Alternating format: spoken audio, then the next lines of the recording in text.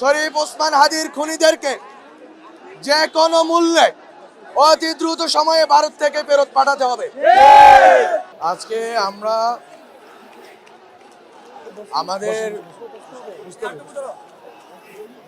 আমাদের মন অনেক বিষণ্ণ, আমরা অনেক সংক্ষুব্ধ, হতাশ, কিন্তু একই সাথে আমরা আমাদের জুলাইয়ের শক্তি নিয়ে আবারও মাঠে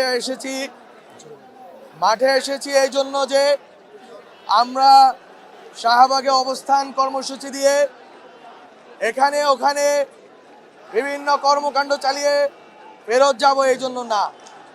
আমরা এবার মাঠে নেমেছি, আমরা যেই ভুলগুলো করেছি, আমরা যেইভাবে এই ফ্যাসিবাদের উচ্ছিষ্ট এই সরকারের ভিতরে বাইরে রেখে দেওয়ার সুযোগ তৈরি করা হয়েছে, এইবার আর সে সুযোগ দেওয়া হবে না।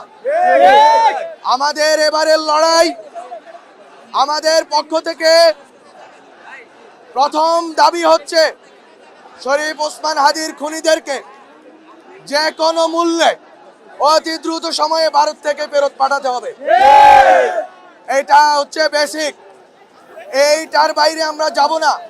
যতক্ষণ না এই খুনিদেরকে ভারত ফেরত দেবে ততক্ষণ পর্যন্ত আমরা মনে করি না ভারতের সাথে কোনো স্বাভাবিক সম্পর্ক রাখা সম্ভব।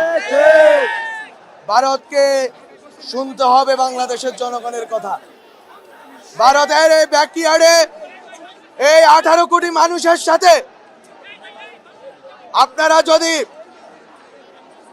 মনে করেন খেল তামাশা করবেন, আপনারা যদি মনে করে থাকেন আপনারা বাংলাদেশের ভিতরে ঢুকে এই দেশের সূর্য সন্তানদেরকে হত্যা করে পার পেয়ে যাবেন, তাহলে আমরা বলবো আমাদের যেরকম গুম হারাম হয়েছে আপনাদেরও গুম হারাম হবে।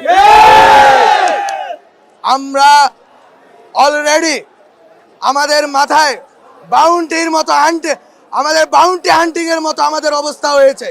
আমাদের সবার মাথার দর নির্ধারণ হয়েছে, আর ঘরে বসে থাকার সুযোগ নাই। আমরা এবার নামছি, 5 আগস্টের আগেও নেমেছিলাম,